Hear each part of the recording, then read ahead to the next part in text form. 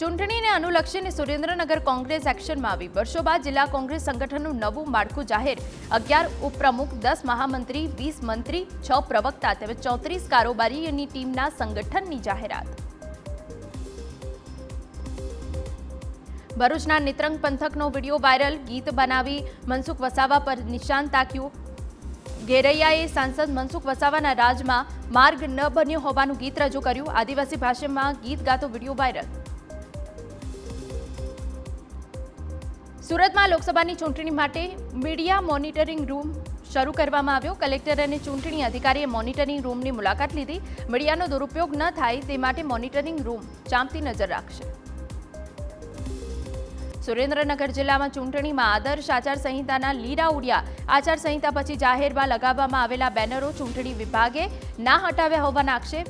80 foot road સહિત વિસ્તારોમાં જાહેરમાં પાર્ટીઓના સિમ્બોલ લાગેલા છે।